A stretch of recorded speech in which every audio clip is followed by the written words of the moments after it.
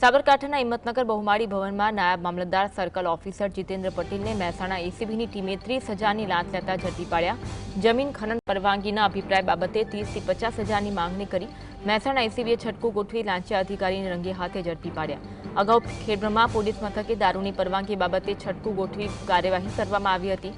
જિલ્લા કલેક્ટર કચેરીમાં ઘટનાથી અધિકારીઓમાં ફફડાટ ફેલાયો। એસીબીએ તપાસના ચક્રો ગતિમાન કર્યા છે। મહેસાણા એસીબીએ છટકું ગોઠવી જીતેન્દ્ર પટેલને લાંચ લેતા ઝડપી પાડ્યા હતા। સાબરકાંઠાના બહુમાળી ભવનમાં એસીબીએ સફળ ટ્રેપ ગોઠવી હતી અને બહુમાળી ભવનમાં નાયબ મામલતદાર સર્કલ ઓફિસર જીતેન્દ્ર પટેલને મહેસાણા એસીબીની ટીમે 30,000ની લાંચ લેતા ઝડપી પાડ્યા। જમીન ખનન પરવાનગીના અભિપ્રાય બાબતે 30,000થી 50,000ની માંગણી કરી હતી। મહેસાણા એસીબીએ છટકું ગોઠવી લાંચિયા અધિકારીને રંગે હાથે ઝડપી પાડ્યો। અગાઉ ખેડબ્રહ્મા પોલીસ મથકે દારૂની પરવાનગી બાબતે છટકું ગોઠવી કાર્યવાહી હાથ ધરવામાં આવી હતી।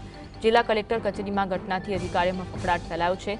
એસીબીએ તપાસના ચક્રો ગતિમાન કર્યા છે।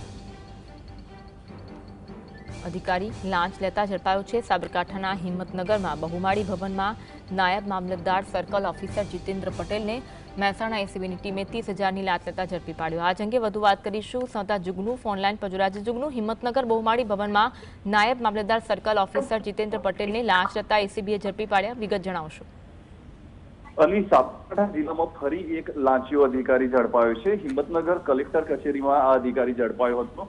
ગઈકાલે સાંજના સમયમાં ગાંભોઈ વિસ્તારની અંદર રેતીની પરમિશન એક અરજદારે માંગી હતી। ત્યારે આ રેતીની પરમિશન આપવા માટે અને સરકારી અધિકારી તરીકે તે લોકોને હેરાન ન કરવા માટે 30,000થી 50,000ની લાંચ માંગી હતી। તેમાં બાર્ગેનિંગ કર્યા બાદ તે લોકોએ 30,000માં ડીલિંગ કરી હતી અને અરજદાર પૈસા આપવા માંગતું ન હતું તો તેમણે આ સમગ્ર મામલે મહેસાણા એસીબીમાં જાણ કરી હતી।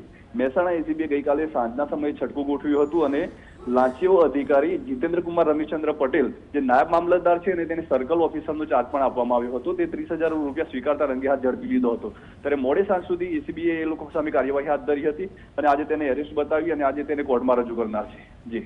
જી આભાર જુગનુ, માહિતી આપવા માટે।